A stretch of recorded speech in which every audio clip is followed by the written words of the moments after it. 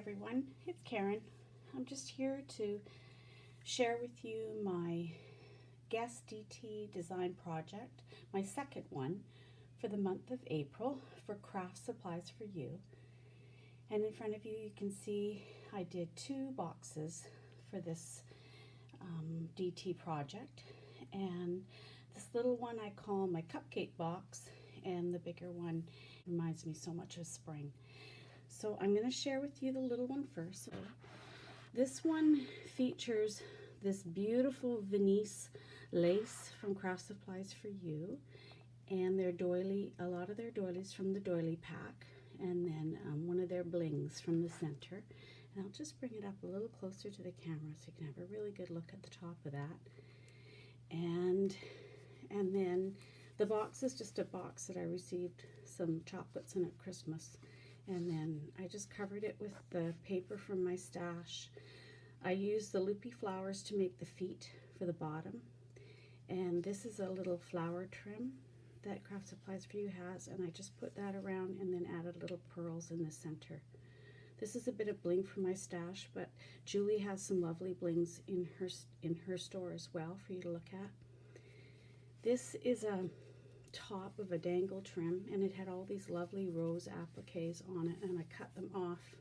I can use the dangle trim in another project, but I just thought they looked so pretty on the edge of this box.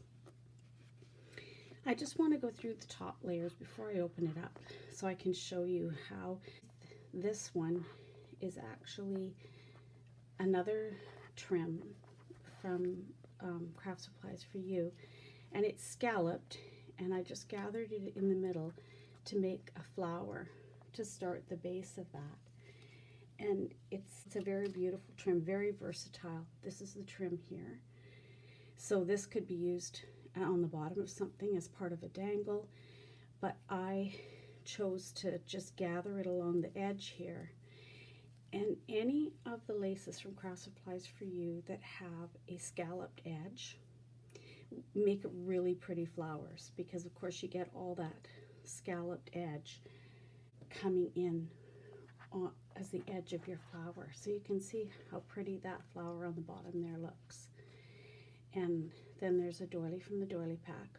Then there's the Venice lace, and as you can see, I didn't gather it up tight so that it would allow it to reach the edges and really showcase it. And this is the lace, and it's beautiful, can be used in so many ways. And because of the edge, when it's gathered on the bottom, it gathers up and makes a beautiful flower. And then I just added in more doilies from the doily pack, piled them up, and then added the bling in the center. So it just gives it a beautiful profile because it's got this lovely piled up, and that's what kind of reminded me of a cupcake. And then this one, the lid just lifts off.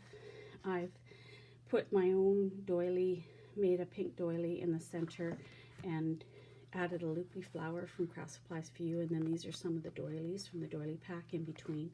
And that doily pack of doilies that she offers is a really, really good deal. Well worth getting, because you get quite a few different sizes, and it's really nice. This little trim in here I used on the edge of the box and folded it into the inside. It gives a nice finish to the edge of the box. It's also another really versatile little trim that she has. This is it here. And so you can see it's a very pretty trim, but because it has the ribbon there, it was really easy to just fold over and make for that really nice finish on the edge of the box, and give not only a trim at the bottom here where the ribbon is showing, but on the inside where you see that scalloped bit. So it's a really nice trim for that. The bottom of the box, a little bit of material that I had in my stash, and then one of the doilies from the doily pack. And then this trim here, I don't know if it's in the store anymore. This is one of her trims that I had in my stash, but I know it was from Craft Supplies for You. And it had a bit of a loopy top on it. It was a 2-piece trim, and I just trimmed that off and used the scalloped part to line the inside of the box on the edges. I really like how that one turned out. I think it's really cute. And then this is my springtime box. And again, just a box I had that I held on to because I liked the size of it. And this is finished with an image that I just printed off. And these are showcasing, of course, some of the beautiful flowers. These I cut all apart and just put in, and they're so pretty. They have a bit of a satiny and then a chiffon layer and a pretty stamen in the center. And then these are the porcelain ones that she has, and they have different colored ribbons in the centers, and they come in a few different colors. And this one is the soft blue color. And then these are the leaves that were also on that same yellow stem, and I just added them in here and there. And I just give them a bit of a bend. They have a wire at the back, so just gives them more of a real kind of look when you do that. And then these blue flowers here, just show you a real close up there. They're made from the blue trim. And this trim comes in different colors as well. And it's sort of has that profile on it, a bit of a bump. And all it requires is you to roll it, and it makes, excuse me if you can hear the dogs in the background barking. Someone's obviously come to the door. And it will make a flower whatever size you want. And they turn out really pretty. And I know that trim comes in different colors. And you can see there how nice that made into these flowers that I've added in to the collection with the other flowers. The trim on the edge is called a rose trim. And I'll just show you that up closer, because what I've done with it is it comes with an edge on it like that, but it also works really well and has more flexibility if you just take off the edge of that. So I just trimmed off this firm sort of edging that comes on it, and now I have a smaller trim that is very flexible to go around corners and that kind of thing. And I like it for some things, and on the edge of this I just didn't want that line, so I trimmed that all around the edge and added some little pearls in there. And I did that on the inside of the box as well. I used, just as I'm getting into the box, I'll just show you, I used the little bow bling from Craft Supplies For You and one of the little yellow flowers from that stem, and just put it on to the end of a ribbon that just winds around the box like that, and then it can open up. And what I did with that trim is I backed them together and pinched them so that it made a really nice trim all the way around the edge of the box. And again, it's just a really nice finishing tip and works really well. This is a piece of one of her panel laces, and so I cut the piece off so that it would, it's really pretty, and it's so that it would show and right into the back of the box. And then I just used a piece of fabric that I had in my stash for the inside there, and tucked a few of the flowers in the corner. So I'll just go around and show you this beautiful trim on the edges. This is the yellow pleated trim. She also has this in many different colors in the store. I'm trying to think of some of them. Purple, red, silver, and turquoise.